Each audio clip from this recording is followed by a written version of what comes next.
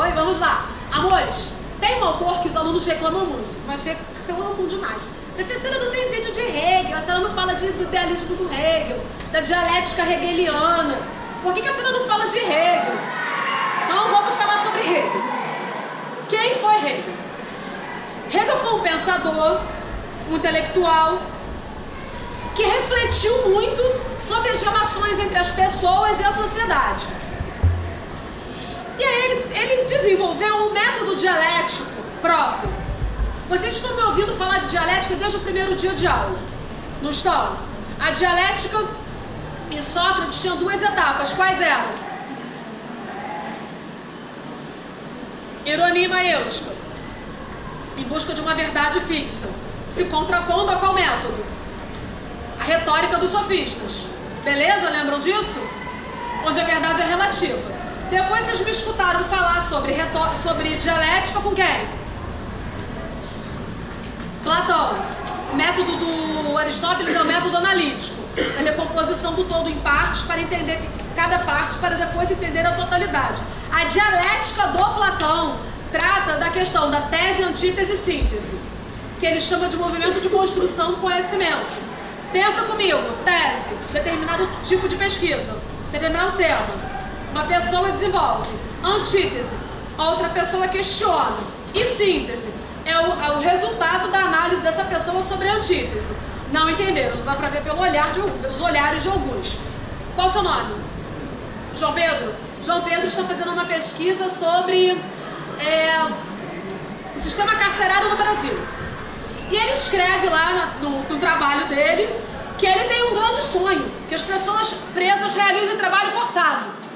Esse é o sonho da vida dele, ele dorme e acorda sonhando com isso, né? Tipo Stalin fez lá na ditadura comunista, na ditadura socialista, né?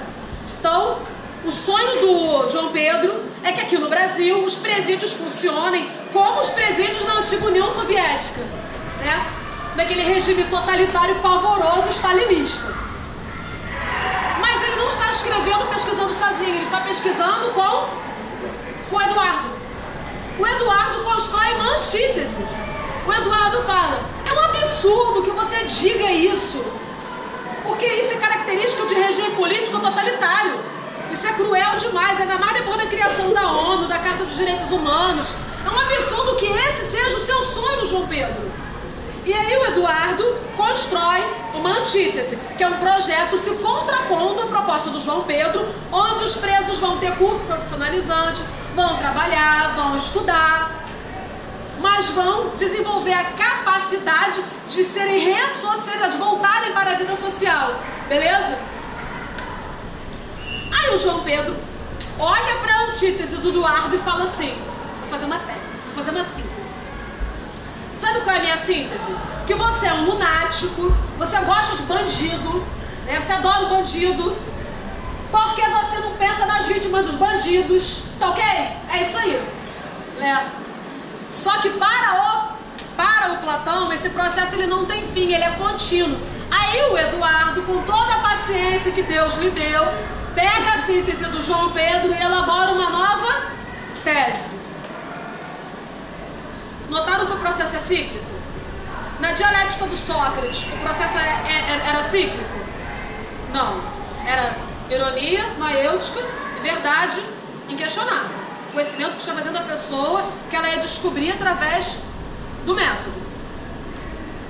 Aí depois aparece o Hegel, que vai falar o seguinte, olha, o método dialético, a dialética, ela é sensacional porque ela trata do desenvolvimento do espírito, do desenvolvimento do indivíduo, da consciência humana.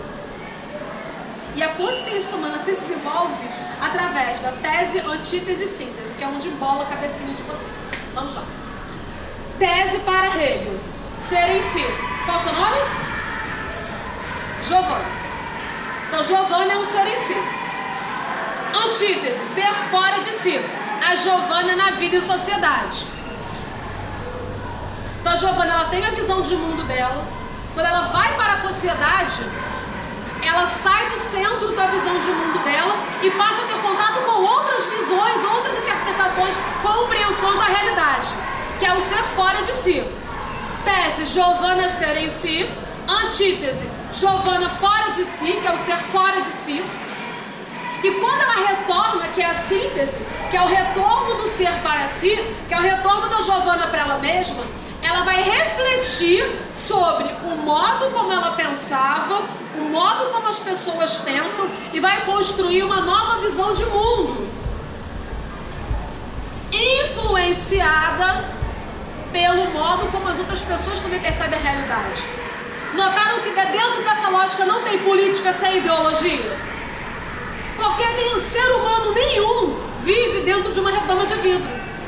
Todo mundo vive em sociedade. Então, em algum momento, algumas ideias podem te influenciar ou não. E o pensamento conservador também é uma vertente ideológica que tem origem no Burke, no final da Revolução Francesa. Nessa época na França que surge a ideia de pensamento conservador. A palavra conservador começa a circular na França nessa época. E no final do século XIX vai ressurgir o pensamento conservador em virtude da crise do liberalismo e do fracasso da Comuna de Paris. Viram essa história, não viram? Ressurge o pensamento conservador com Gaetano Mosca, Robert Michels e Vilfredo Pareto, que inclusive é citado em algumas situações como referência teórica da Alemanha nazista. Todo mundo sabe o que é sustentação teórica, o que é intelectual orgânico? Intelectual orgânico é o pensador, é o teórico que estrutura as ideias que vão orientar determinado projeto político. Intelectual orgânico da era Vargas no Brasil, Oliveira Viana. Intelectual orgânico do projeto de educação do governo do PT, Paulo Freire. Entendeu? Intelectual orgânico da era que nós estamos vendo agora, Edmund Burke. Então sempre tem um intelectual orgânico, uma sustentação teórica para alguma ação política. Entenderam isso? Já ouviram falar de Gramsci? Nunca ouviram falar de Gramsci, não? Nunca ninguém ouviu falar de Gramsci? Gramsci, para ser claro. O Gramsci, ele era um intelectual de esquerda, socialista, e ele dizia que a burguesia possui aparelhos de hegemonia, como as escolas, a imprensa, tá? E esse aparelho de hegemonia da burguesia possui intelectuais orgânicos, que produzem as ideologias que serão disseminadas, espalhadas através desses aparelhos. Quando não dá certo, a burguesia usa a força policial, tanto que a polícia é o braço armado do Estado. E o Estado, para Marx, é o balcão de negócio da burguesia. O Gramsci diz que os proletários, o proletariado, deve possuir os seus intelectuais orgânicos para produzirem um movimento de contra-hegemonia e retirar os trabalhadores do estado de alienação. Mas por que eu estou falando sobre Marx? Porque Marx fez parte da juventude hegeliana, foi um estudioso das teses de Hegel, tanto que ele escreve o livro Crítica à Filosofia do Direito de Hegel. E Marx inverte. Ele vai falar que não é o desenvolvimento da consciência humana através do método dialético que vai determinar todas as esferas da vida humana, mas é a economia. Marx inverte a posição. Ele tira a consciência da base, o desenvolvimento da consciência da base das questões humanas, das relações humanas e tudo que envolve relação humana como economia. Marx tira isso da base e o coloca em cima. E o que Marx coloca na base? A produção e distribuição de riquezas, a economia. Ele vai chamar de infraestrutura. E vai falar que a consciência é resultado das relações econômicas. Vou dar um exemplo. Já viram o filme Democracia em Vertigem? Tem um momento em que, se eu não me engano, é o Requião, que ele vira e fala assim: só está acontecendo isso porque a economia vai mal. Se a economia estivesse bem, isso não estaria acontecendo. Outro exemplo: Bolsonaro cometeu crime de responsabilidade 3 vezes, segundo o jornalista Reinaldo Azevedo. Ele falou sobre isso no programa O É da Coisa, que passa todo dia na Band News. Por que não foi protocolado o pedido de impeachment contra o Bolsonaro? Porque ainda há esperança de que o Bolsonaro recupere a economia através das reformas. Porque se ficar claro para a população, para o povo, isso numa visão marxista, tá? E se ficar claro para a população a incapacidade do Bolsonaro de resolver o problema econômico, ele vai ser colocado para fora para vir o Mourão. Porque, segundo Marx, é a economia responsável pela formação da consciência humana. Por isso é tão difícil chamar o povo para o debate público. Tenta aparecer na Central do Brasil e chamar a população para o debate público. Você não consegue com facilidade.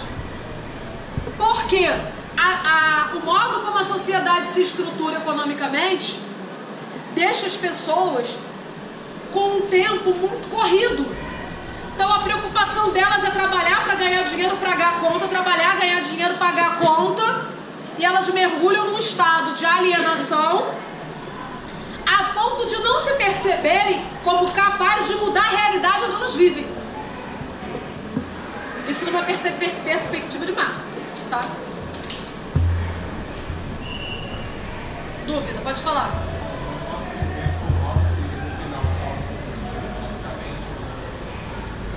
Mas você pode pegar como exemplo o Lula. Que vocês eram crianças, teve um escândalo uma vez de mensalão envolvendo o Lula. Como a economia ia bem, ele saiu limpinho do escândalo. Ele saiu tão limpo que existe abaixo assinado para libertar o Lula hoje. Todo mundo tinha certeza que todo mundo em volta era corrupto, menos ele. Porque a economia ia bem. O mesmo acontece com o governo Bolsonaro. Existem indícios de ligações do Flávio com o exercício de poder extraoficial. Por que isso não deu problema ainda? Porque ainda existe esperança de que o Bolsonaro consiga estabilizar a economia. Se o povo perder essa esperança, impeachment. Aí vai vir tudo de uma vez só. Vão pegar tudo para derrubar ele. Aí, se for o caso, até o fim. Isso é uma perspectiva marxista, tá? Existem outras perspectivas. É que eu tenho medo de ensinar Marx, e vocês ficarem apaixonados por Marx e esquecerem que existe Weber, existe Adam Smith, existe Tocqueville, existe Stuart Mill, Jeremy Bentham. É que o discurso socialista é sedutor. Quem não quer uma sociedade mais justa? Só que John Rawls, que é um teórico liberal alemão, também escreveu sobre a questão da justiça, também escreveu sobre a questão da desigualdade. E o próprio Adam Smith era contra a extrema pobreza. Só que isso não é dito, que o discurso que se constrói hoje de igualdade gira todo em torno da esquerda. Ninguém pensa em redução de desigualdade pela via liberal. É porque esse não é o discurso propagado. Aí todo mundo acha que o liberalismo é mau, é perverso. Pouco se sabe sobre liberalismo. Alguém tem dúvida sobre Marx, infraestrutura? Dialética e Marx é o que, gente? Tese: capitalismo. Antítese: revolução. Síntese: o Estado socialista. Qual é a crítica do conservador Robert Michels a isso? Alguém gosta do pensamento conservador? Ninguém? Nem uma alma. Robert Michels, ele é um teórico conservador que ele vai olhar para a proposta do Marx da Revolução e vai falar: olha, quando for construído esse Estado socialista, vai se formar uma burocracia, vai se formar uma nova elite, e essa elite vai impedir que a igualdade se estabeleça, e vai todo mundo empacar nessa situação, nesse momento, que foi o que aconteceu na União Soviética, é o que existe em Cuba. Em Cuba você tem uma elite e uma massa, e a mobilidade social é complicadíssima em Cuba. O que prova que Robert Michels não estaria tão errado assim.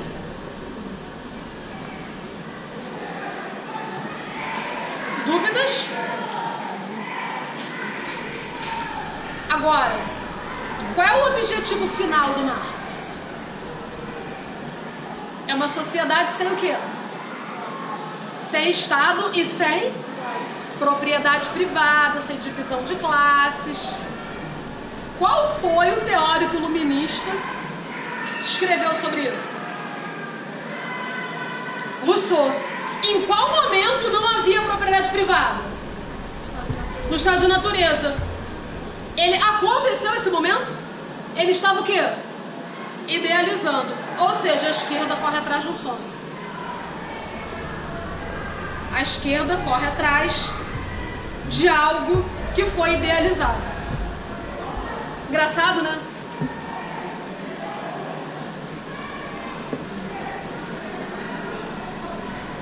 Profundo, né? Finaliza, por favor, Lucas.